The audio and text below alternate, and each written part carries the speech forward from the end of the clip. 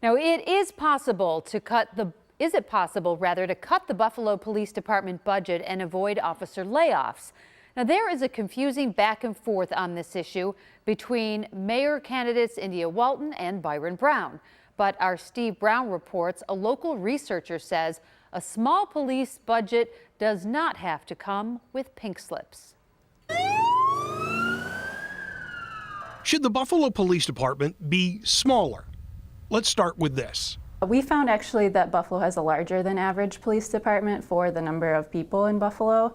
Colleen Christich is a researcher at the Partnership for the Public Good, a progressive think tank here in Buffalo. For 9 months, she dove into the city police budget, the department's staffing, and what officers are called on to do. The result, this study released in May, and subsequent suggestions on how the police department could get smaller, including fewer cops.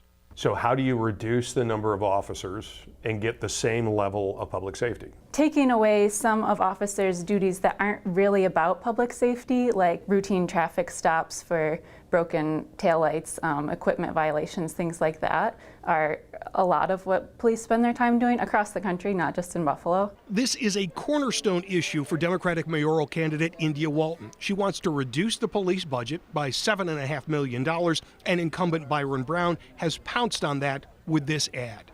If India Walton becomes mayor, 100 police officers will be fired, including me. Brown's ad goes on to say the most vulnerable to layoffs would be the officers who have the least seniority, which are among the force's most diverse members. Now, the Buffalo Police Union president has told Two on Your Side that $7.5 million would pay for 100 officers. But is that really the only budget-cutting option here?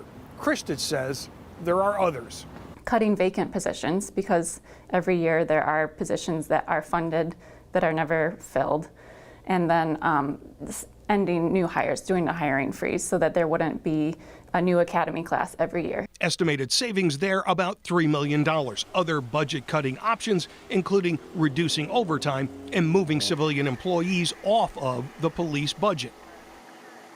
Now, to be clear, Walton has not said how she would cut the police budget.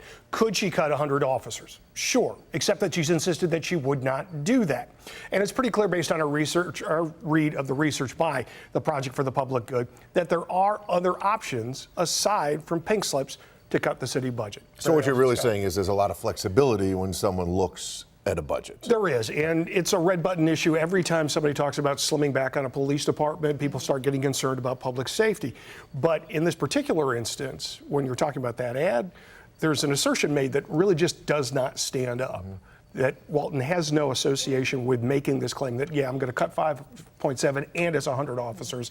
She hasn't even defined how that's going to be yet. And maybe she'll do that in the next couple of months before the election. Certainly would be helpful. Would. All right, great report. Thanks.